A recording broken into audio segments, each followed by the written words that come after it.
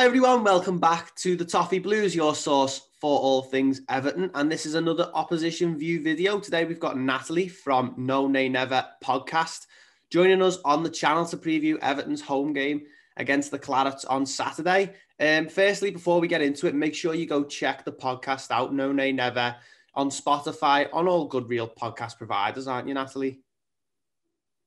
Every single one, I think. Yeah. Otherwise, we're in bother. Yeah, definitely go check them out because I've had a listen today. Really chilled out, cool little podcast. If you're a fan of Burnley or you just want to support what they're doing, make sure that you go and check them out because it's definitely worthwhile. But Natalie, first question is: Burnley 15th in the league at the moment. Are you happy with the season so far? What have you made of it? No, I don't think. Well, there's two layers to that. I don't think anybody can really be happy unless you're a City fan, I guess. But even then, they'll be gutted because they're not in the grounds. I think it's been an odd season, hasn't it? I've got to say, considering that because of the televised games, we've all been able to see every minute of pretty much every single game. We've seen everything this season. I'm not sure I've ever been as disengaged with football as I feel like I have been this season. And I can't believe we're coming to the end of a full season and none of us have been in the ground. We've had no fans in the grounds at all. So from that level, no, it's not been that great a season. I just feel quite fed up with it all and not really engaging properly with the club. And that in turn has brought challenges on the pitch as well. We've always operated with a small squad, but this year, after I guess 4 back-to-back pretty abysmal transfer windows, we are more threadbare than we've ever been in terms of numbers. And I've not seen a season like it in terms of injuries. And I don't know whether that is just the lack of a pre-season, the pressures, the numbers of games in very short order, and just the pressure that the current setup is putting on the players. But when you operate in, and this is nobody's fault but your own, of course, but when you're operating in a really small squad anyway, those injuries can really hit you. So I guess headline terms, you can say that, no, I'm not really happy with this season. I'd rather be much further up the table than we are. I want to see us going forward, not backwards. But actually, if you get to the end of the season and you are still in the Premier League, you've not been relegated, and you get to do it all again next year, then you kind of got to be happy, I think. Yeah, I mean, I think Burnley sort of have set an expectation for themselves that they're a solid outfit under Sean Dyche, and I never expect Burnley to be anywhere near the relegation zone. It's just been a.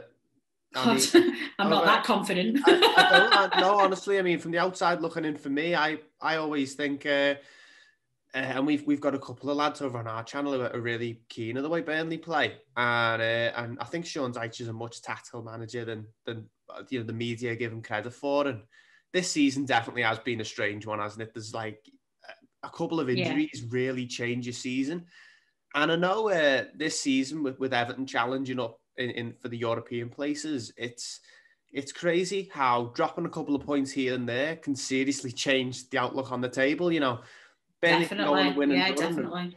Burnley go on a win and run, and some other teams ahead of them drop a few points. You're straight back up into mid-table, looking to finish in the top half. But last 2 games, 2 1-1 draws, if I remember correctly, Arsenal and Leicester.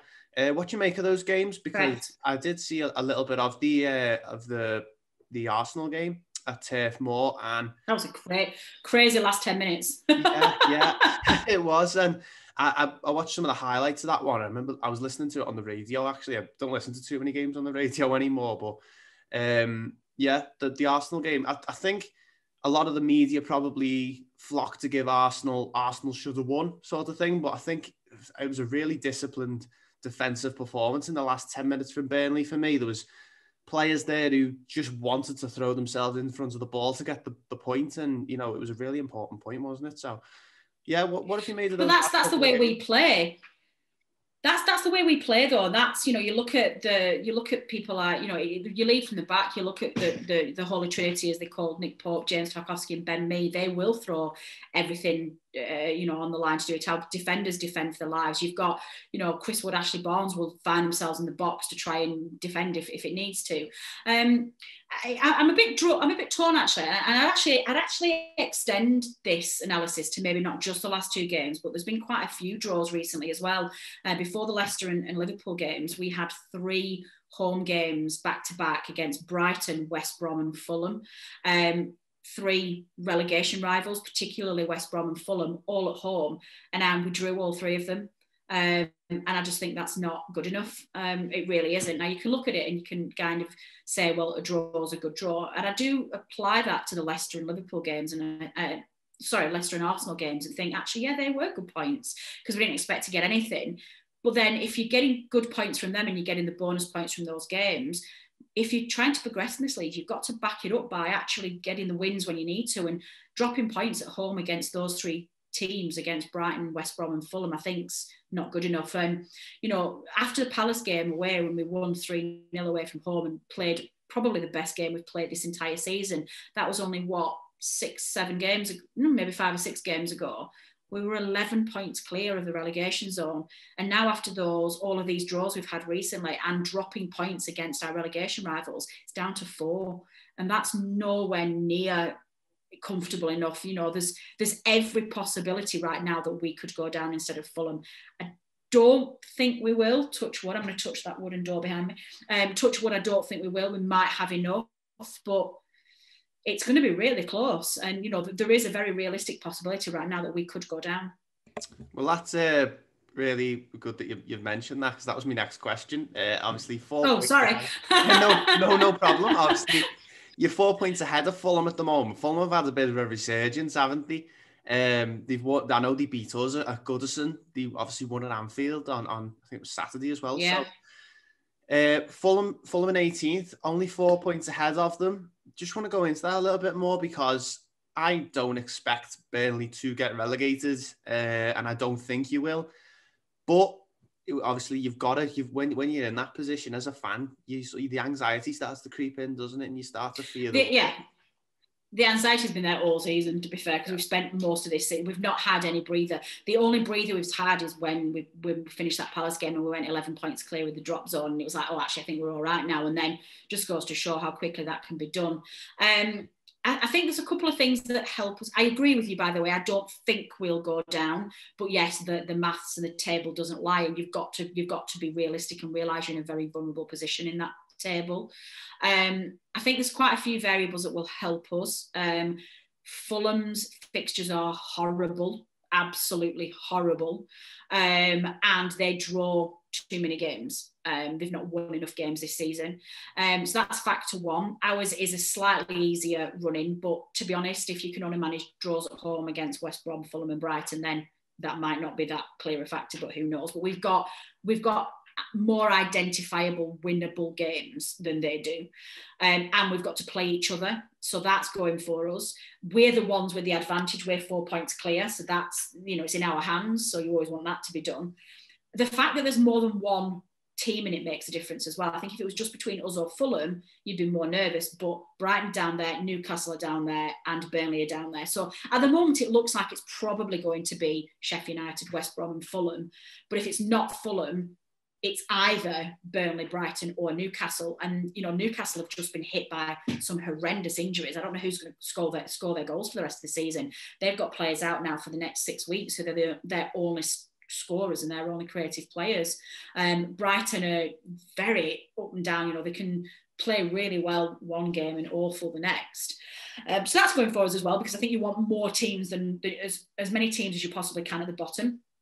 And then the final factor is I just think we have got the capability to not lose when we need to. We might not be able to win games. We don't go out there and try and score the goals, but we've got a disciplined defence, so we're always in with a shout of winning games. And Burnley always seem to be able to pick up that unexpected win from somewhere. Look, this last week we've taken points off Leicester and Liverpool, which we didn't. I keep saying Liverpool, Arsenal, which we didn't expect to. So if you can kind of look at it with a rational head, I think you can say, right, well, there's a lot of things going for us here. And ultimately, Steve, you've got to look at this and think, well, there's got to be there's got to be a 3-game swing. So there's got to be, Fulham have got to win 3 games, we've got to lose 3 games, and then there'll be no other results go flip it the other way. And that's, Fulham are running out of games. So we might be all right. I think we'll be all right. And you know what? There's part of me that just thinks, let's just get to the end of the season. And if we finish 17th and we're only a goal clear of Fulham in 18th, I'm all right with that. Let's just get it over with. Oh, yeah, 100%. It's similar to some of the attitudes going around Everton at the moment, is that if we win the rest of our games 1-0, I would 100% take that. There's a lot of teams around the top of the table who've criticised Everton for the way we've played. We've been very defensive. We've won a lot of games by 1 goal. And I hate... welcome to our world. Yeah, I hate to see that, because football's about winning matches at the end of the day. I don't think football's about... I think, probably about 20% of football is about playing well. The rest of it is winning. Depends on where you flip with that, though, Steve. I think football is predominantly an entertainment sport. We don't pay money to be not entertained. You go because you want to watch a good game of football, which is why we all watch the Champions League and we watch games that we don't support. It's why we watch the World Cup when England are already out of it. You want to be entertained. So the fan in you is interested in the entertainment factor and wants to be entertained, but the supporter in you cares about results and not the game. They don't care how you win because the results are more important. And the problem is, especially for size like us, the money and the profile attached to the Premier League have skewed the difference. So it's now become a money game. The results have become more important than the entertainment. So that's, we get this all the time, Steve. The amount of criticism that we get for being dinosaurs and dull football, it's like, well, I'm sorry, we can't play any other way. No, I mean, you'd rather be in the in the Premier League for an extended amount of time. The way Burnley are. What are you going on, like 4 or 5 consistent seasons now in the Premier League since you were last 5? Well, it's been 5. It's been 5. This is our 5th consecutive one, but we've actually spent 9 of the last 11 seasons in the Premier League. Yeah, I mean, that's because we came up in 2009 and down for 2, then we came up, down, up, down, up. So we had 2 seasons, we came straight back up the same season. So and so that's pretty established. Yeah, I would say so. And you would definitely much rather be in the Premier League, fighting up there and trying to see how high you can finish. And that's testament to Sean Dyche. Burnley haven't always had the best squad in recent years, and what he's done with the players he's got is definitely admirable. But moving on to Everton, obviously, what have you made of Everton this season? Because I think for us it's been a bit of a different one. Good in a lot of ways, some bad points, but there's definitely a lot of progression with Everton this season. But what have you made of? Oh, definitely. Yeah, I've just literally come off another call about this. So somebody else was asking me this very same question. To me, it feels like you're settled finally. It feels like the past few seasons you've lost your way a little bit and you've lost your identity. And I think your past couple of managerial appointments weren't great. Wrong fit, wrong manager, and you kind of drifted around for a good few years, and players felt a little bit lost. I never really felt like it was a solid Everton side that were stuck together and that they were playing for each other, or it felt like I didn't really know where the ethos of the club had gone. As soon as Ancelotti got appointed, I was really excited for you, and I remember saying yes, he is. That's a really good appointment, and he's proven to be. He's brought with him, I think, a nice balance of stability and discipline to the side, so the players know. They might not always execute it well. Everybody has off days, but they know what they're supposed to be doing. They know what the plan is. They know what the actual aim of the game is and how they're supposed to play. But he's also brought a spark of ambition as well. And I think that was missing from you for a few seasons. It felt like you'd fallen into this what's the word I'm looking for? This routine of being like, we're never going to break into the top 6. We're never going to get top 4. We're just there with a number 7 club. We'll always be 7th in the league. And there was a lack of spark. And Ancelotti's come in and gone, no, I'm a winner. And that's rubbing off on everybody. It's rubbing off on the team, on the fans. And it's great. I'm really excited to see what you do next season. I think next season's going to be a big season for you. And of course now the traditional top six has been breached, hasn't it? I don't think we've had the traditional top six for a good few seasons now, and they may think that they're still the big six, but when you've got the likes of Leicester and Everton are now pushing as well, really trying to push those sorts, Spurs and Arsenal and United especially. Well, actually United have come good this season, but there's a lot of inconsistency play in that top six. So I'm really excited to see whether or not actually now's your time to finally break into those top four slots. I'm really excited. You can do it. You could finish top four next season if everything goes well. Yeah, I think, as you said there, breaching that top six, I think with Everton's history with the media, if Everton finish sixth, it'll become the top eight, and it'll be like, because they do like to play us down a bit. But going back to Ancelotti there, he has brought that level of stability that we needed, but also having the ambition. First win at Anfield since 1999. I was so happy for you. So happy. Honestly, Natalie, I'm still recovering. I was made up for you. It was, and also not a fluke either. Like, you didn't just beat them, you properly beat them. It was you were by far the better side. I was made up for you, it really was. Yeah, and he's brought that level of stability as well, winning the games 1-0, defending really well, defending like Italians for one, which is what a lot of us wanted, because we've had too much of, under Ronald Koeman especially, and then under Marco Silva, too much, nowhere near enough. Oh, he was a bad appointment. Yeah, Silva was a bad appointment. Terrible. Yeah. I've got to say, Steve, as well, I'm kind of glad. I was kind of disappointed that you broke Michael Keane after we sent him to you. And I was like, what are you doing with this guy? He wasn't this bad when we sent him to you. And now he's recovered as well. And it's been really, because obviously and I'm sure you guys are the same, we are always very keen on keeping an eye on progress of players who leave us. And people like Danny Ings and Kieran Trippier and Michael Keane, who've gone from us recently. When like he was playing under Silva especially, and you completely broke him, I was just like, well, we'll have him back if you're going to play this trick. But actually, he's had a good season and he's starting to fulfill his potential, I think. Definitely, Natalie. He's become captain material this season. He's shipped in with a few goals. Yes. He's the player. Yeah, he's the player that we saw in that 16-17 season for Burnley. Season before he came to us, and he's the reason we signed him. And a lot of people had wrote him off and thought this lad is not going to do it. But he's really turned around. And with Ben Godfrey, he's still he's not an old player by any means. I think he's only 25, 26, something like that. But with Ben Godfrey and Mason Holgate next to him when we play in that back three, and or maybe Godfrey at left back in the back four, he makes those players look like, okay, I'm the marshal in defence. I'm your leader. He plays a lot like a 35-year-old at times, in the way that these two young lads next to me are better because I'm in the team. But Ancelotti definitely, I think it was 100% the right appointment. We needed someone of that calibre, because too much with Everton, the size of Everton as a club and the expectations of the supporters, it tends to flood managers a little bit. And we've seen it with Martinez, Koeman, and Silva as well. All three of them in the last games for Everton, they looked like they'd completely gone off the boil. We've seen managers losing hair. We've seen managers stop wearing suits on the touchline. We've seen there's a couple of them, like Ronald Koeman looked homeless in his last few games as Everton manager. He really did. He was broken. He was really broken. Martinez lost all his hair, come with a lovely mop of brown hair, and he was bald by the end of it. And there was Marco Silva, who there's a really popular picture online of him with he's grew sort of a beard out and all that, and he looks like no way.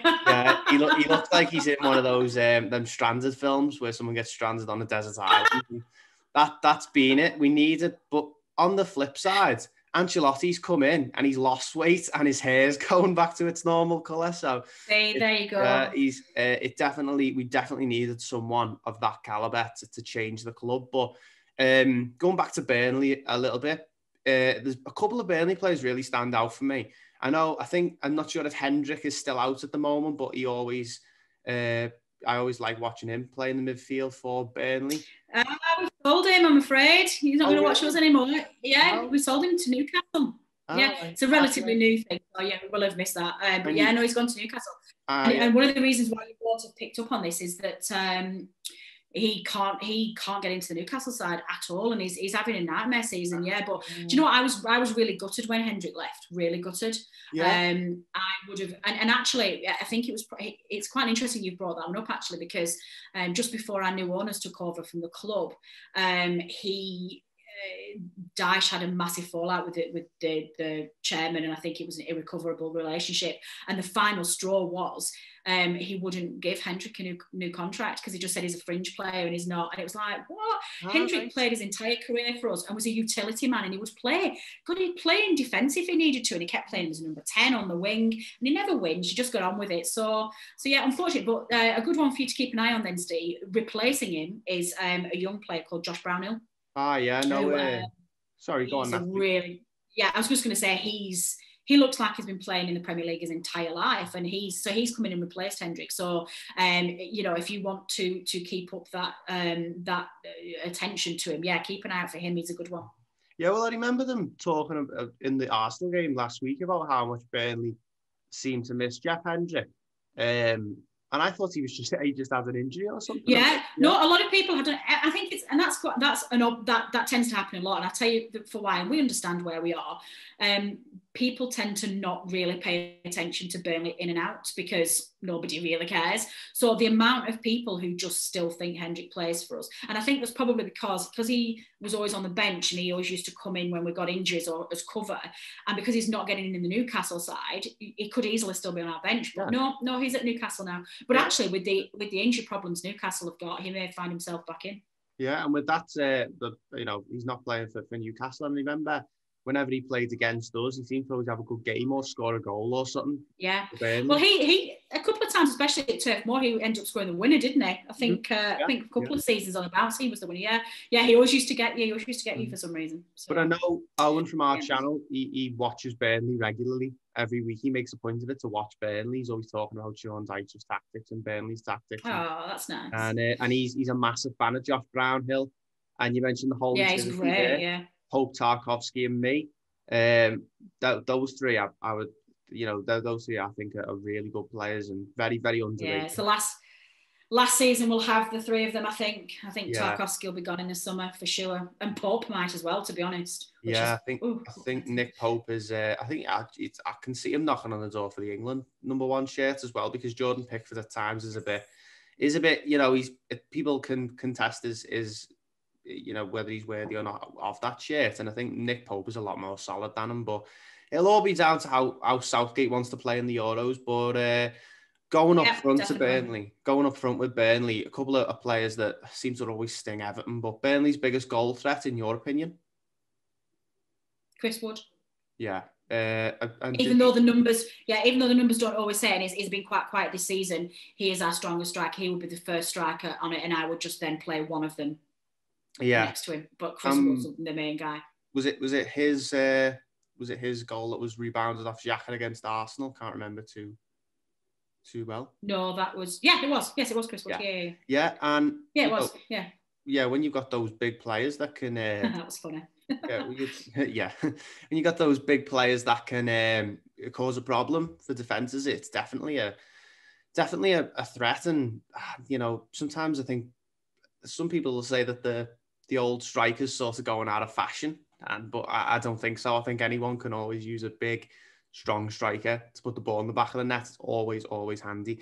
But moving on to Everton's team, we do have players who can hurt Burnley, I'm sure of that. But who do you think, one Everton player, if you could pick one from our team to drop straight into Burnley's, who would you pick? Michael Keane, obviously.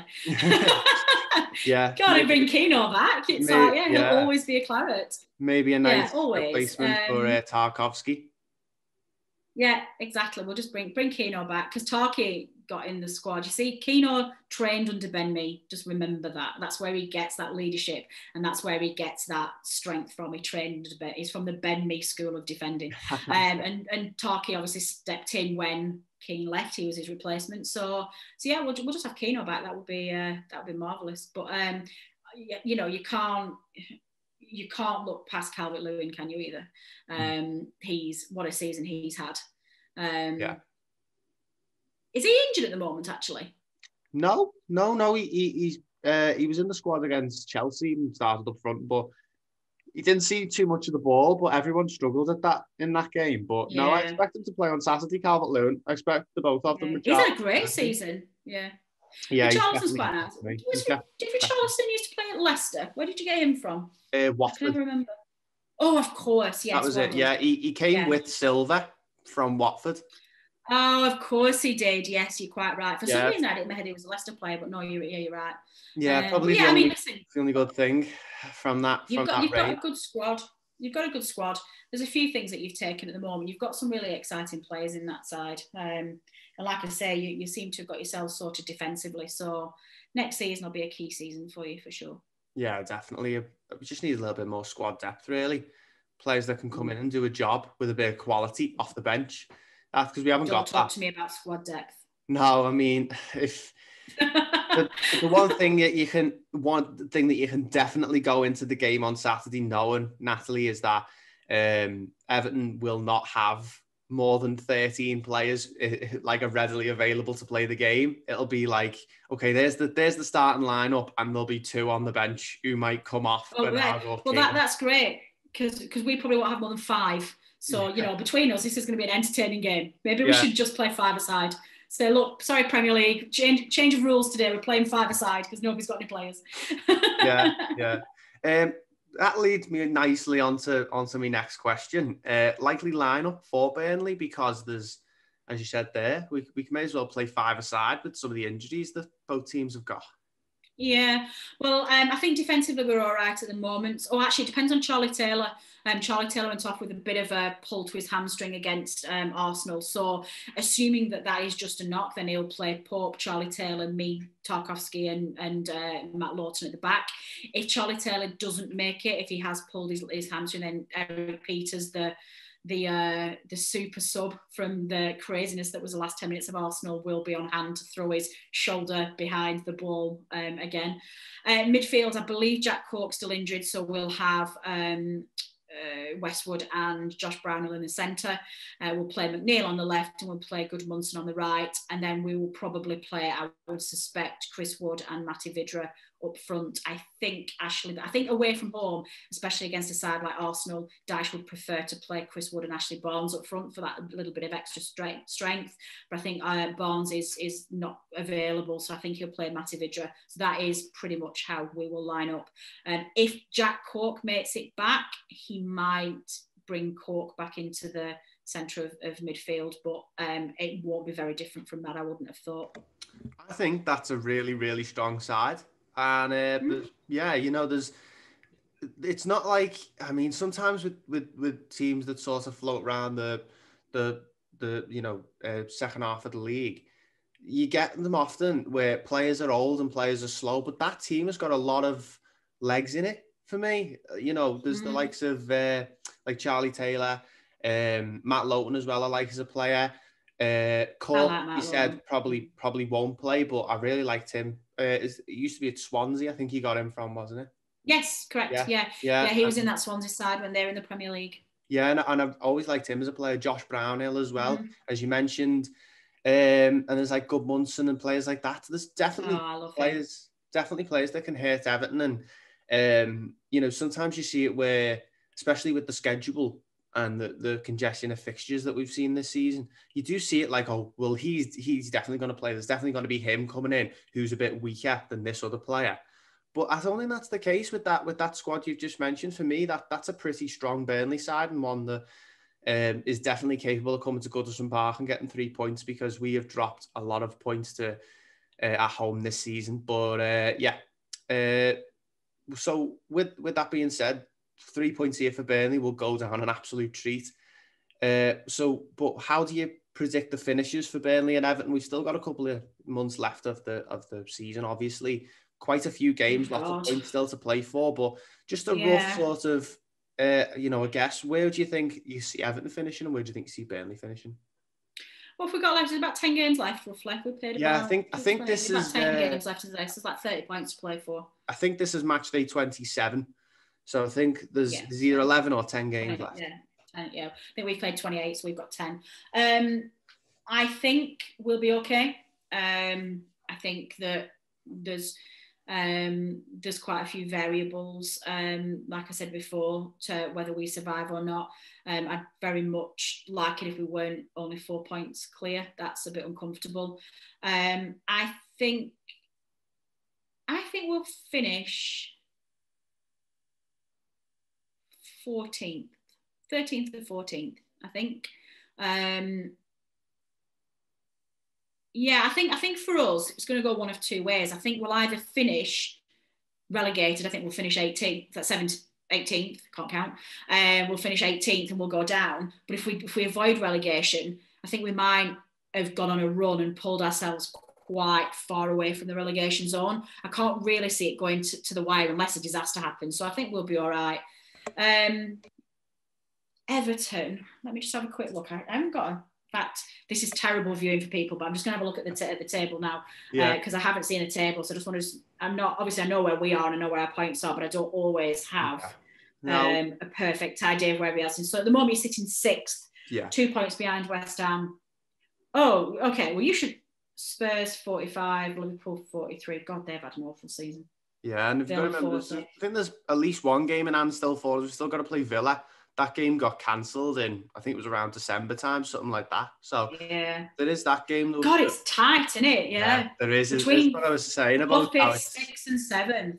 Yeah, it's so tight up there. Like you lose a game and all of a sudden you're 3 places lower than when you started the weekend, or you win a game and you're in the top 4. It's crazy. It's absolutely crazy now. That is crazy. Yeah. I mean, a lot of this will depend, of course, on your fixtures in the last 11 games, and I don't know what your fixtures look like. But if you carry on keeping the momentum that you're going, and you just try and turn around a bit of this home form that's been, which I hadn't realised until earlier on today, that you've had a bit of a struggle at home this season. There's no reason. You should be looking at top 6 as a minimum. That should be your aim. And you know what? I think you're a better side than West Ham. I think you're a better side than Villa. I think you can do it. I think I'm going to predict you finish 6th. Yeah, well, I think, be great. Yeah, I think we want to push for 5th. That's going to be what we want to push for. But I'd take 6th. Anything that gets us in Europe, I'd take really. And as you said, the fixtures are quite favourable for Everton. The thing is that we've got a lot of the games that we've got left are games that you'd expect us to win. And from an Everton point of view, that isn't a good thing. I hear you. Yeah, so it's like we've got obviously Burnley coming up this weekend. I think Brighton's still there. Wolves at home. Teams like that we've got to play still.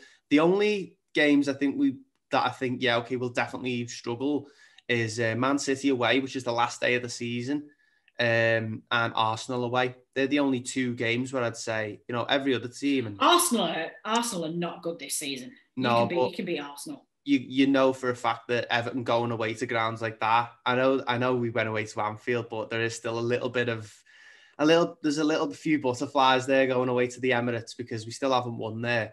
And it's always tough going there, and Arsenal do like to pull good results out of the bag against us, and there's like Tottenham at home as well. That's another game I think that we've got left to play in the league. But you've got to look at it in that you've got the opportunity with those fixtures to create your own story this season. It's like it's in your hands. Break those records, win at Arsenal for the first time. Beat Spurs, because then you're taking points off them, and take the action. And and Ancelotti will definitely be putting that mindset into the players to be like, well, you're good enough to beat Spurs. If you beat Spurs, you deserve to be finishing 5th or 6th. I think that's the way that you play it for sure. Yeah, well, and there's obviously West Ham there as well. And I grew up, Natalie, with watching David Moyes' Everton side, and I know for a fact that something always goes wrong. So West Ham this season have been great. Don't want to take anything away from them, but I know something always goes wrong. They have been good, haven't they? Yeah. And also quite under the radar as well. Like they've just quietly gone around the business and gone, my God, like West Ham have really pulled it out of the bag this season. It's literally a typical David Moyes season from about 2007-8 sort of time. They brought in Lingard. Lingard on loan in January. There was always a loan signing in January because we never had any money. Souček in midfield is Fellaini down to a T.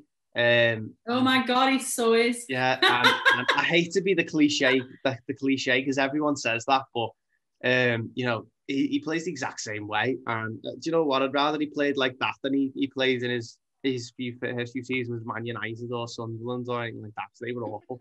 But yeah, I think we've covered all the bases there, Natalie. Thanks so much for coming on. It's always good to do the opposition view. My pleasure. It's nice to chat. And obviously, guys, make sure that you check out NoNayNever. It's really, really good to listen to. Even if you don't support Burnley, it's always good to support these football fan channels and podcasts and stuff like that. But I always end these, Natalie, on a non-football related question to sort of cleanse the palate a bit. Oh. So the one for this week is, I'm sorry to spring it on you. I sprung one on Rob from Man City and he didn't like it. But, it's quite an easy one. Your favourite film and why? Oliver Stone's JFK. And I don't think it needs explanation. Right. It's awesome. It's awesome. It's a very close call and it's very diverse.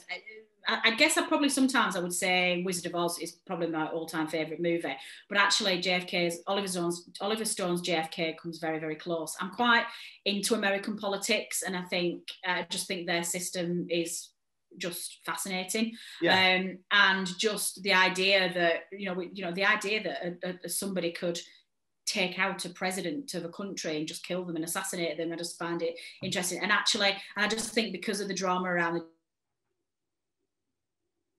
JFK assassination, Harrison was the only guy who ever in history has ever brought a prosecution in the murder of John F. Kennedy. And then Oliver Stone took his book, and I'm reading Jim Garrison's book at the moment, which is his story. He was the district attorney for New Orleans.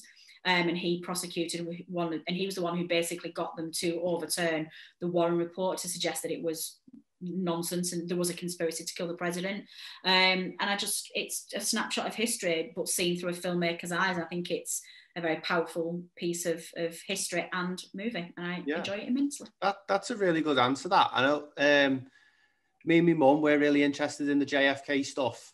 And particularly me, I like anything from the 60s. It's like a thing. I like anything. So JFK's assassination definitely falls within that, and that sort of, even just in pop culture, leaving like that stamp on American history, isn't it? And I like the James Franco, Stephen King one as well. It was on telly a few years ago. Oh, did you?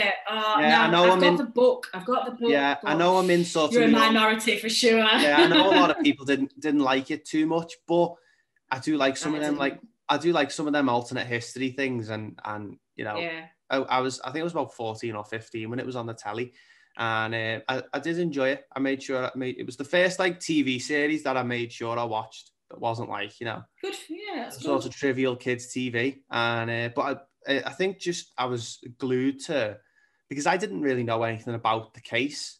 I didn't really know anything about American politics. I just wanted to know what was going to happen. It's not taught in our schools. Yeah, it's not taught in our schools. We don't. It's not on our curriculum. Because obviously, it's British history that we learn. So yeah, it's a good one. And things like that. I think sometimes you can take a movie and it's a snapshot of historical. I mean, it's so factually accurate as well, albeit interpreted through somebody else's lens. I think I enjoy that one. It's a good movie. Not sure I'm gonna watch it this weekend, I think.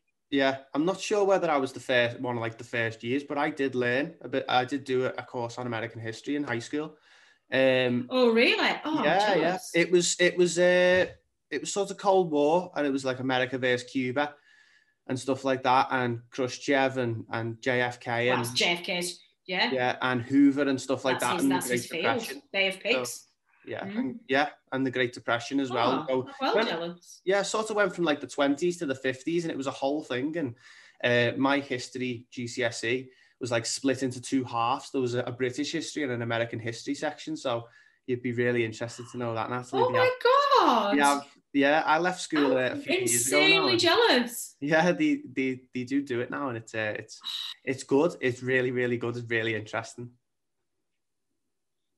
Yeah, I wanted to do like a American history, American political history degree, but I realised it was going to be of zero assistance to my future career, so I ended up having to do a law degree instead. But it's well, there you go. See, we ended it on a good, interesting topic. We did, and that's the point of the last question. Sort of shakes it up a bit, but yeah, I like it. I love it. Thanks again to you, Natalie, for coming on and chatting about Burnley to us. And as I said, go and check them out on all the good podcast providers. NoNayNever podcast. Really, really interesting listen, and go check them out. But make sure you do leave a like on this video. Make sure you subscribe to the Toffee Blues for more. We're all a little bit unsure about what's going to happen on Saturday with Everton's home form this season, but sorry, Natalie, we'll all be hoping that Everton get the 3 points, but it is both teams definitely need them on Saturday, so it should be a really interesting game. But yeah, thank you very much for watching, and we'll see you in the next one.